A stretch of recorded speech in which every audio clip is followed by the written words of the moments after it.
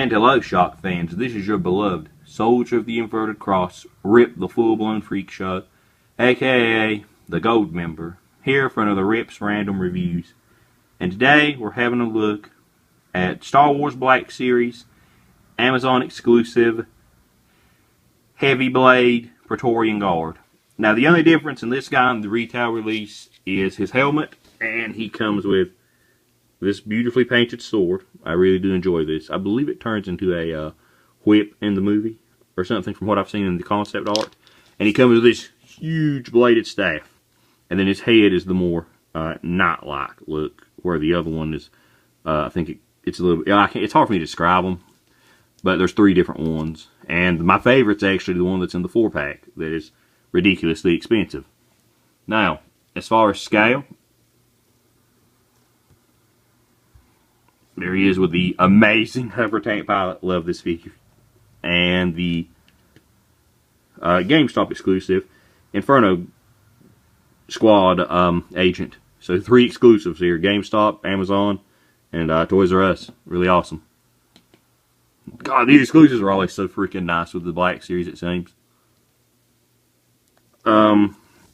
So, the sculpt on this guy is really nice, you know.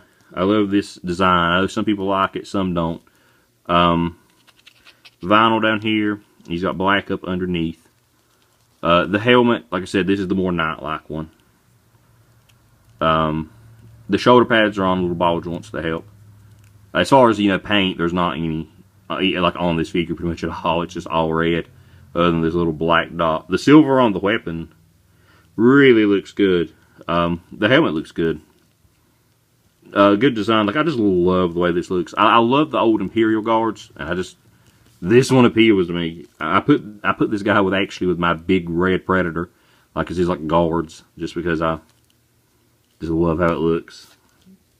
So, I probably won't be reviewing all 3. I mean, I'm probably gonna get the retail version, but I doubt I'll be reviewing it just because it's the exact same figure, and I don't want to waste anybody's time reviewing the same thing over and over. So, as far as articulation goes on this guy, it's deceiving. It's actually more than what it looks.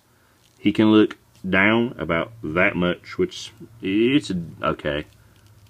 He can look up a decent amount, and he has head rotation. Not really any pivot. I believe the other one has some pivot. His, like I said, these are on ball joints. His torso, he can lean about that far back, about this far forward. Pretty decent. Excellent range on the leaning here. You can really get some good poses with that, and a rotation. The shoulders can go forward pretty good before these pop out, and back pretty well. These don't really inhibit much. I'm really happy with how they designed this. You can go all the way up, no problems. There is a swivel in here, and I believe there's one in here. Now, the elbow joints are a bit deceiving because there's one up under here and one up under here. So, it's going to feel like you're going to break it when you bend it. But if you heat it up enough, you'll get about this much. And that's pretty good for this kind of design. More so to me than the elbow, the wrist suffered a bit. Like, this one hinges down about that much. But it can't really go up very much. It can rotate. And same on this side, but this one hinges forward and hinges, you know, the more way we're used to them hinging on action figures.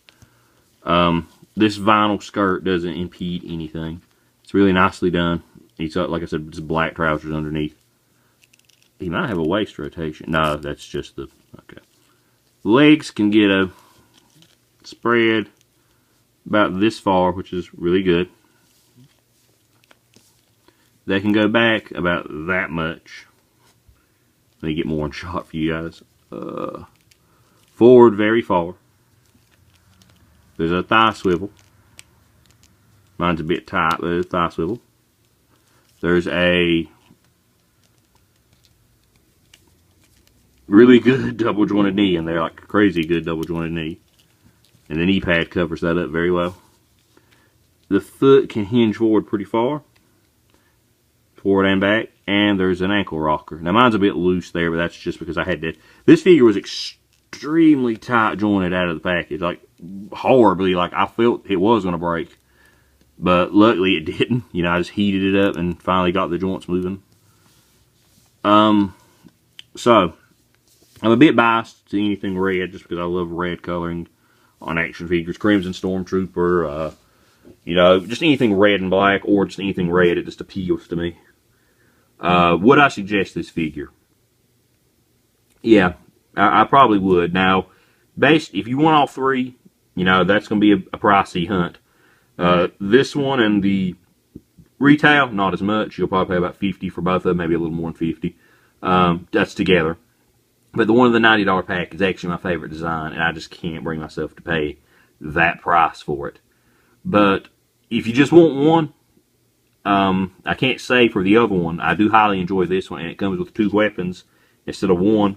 So that gives it, I guess, a push over the other. But I would suggest this figure. It's pretty nice. It's a pretty nice just standalone figure. It looks like a samurai type demon guard. I mean, that's what I use it as. I just put it with my big red Predator. It's like a red samurai guard with him. So yeah, if you're interested in this figure, I'd say pick it up. If you don't like the design or you just don't like how solid red it is, then, you know, it's probably going to be an easy pass for you. This one, while I do suggest it, I could see how it could be, some people won't like it and some people will. So, that's really all I got to say about this guy. And until next time, this has been your beloved Soldier of the Inverted Cross, Rip the Full-Blown Freak Show, aka the Gold Member, signing off. Farewell.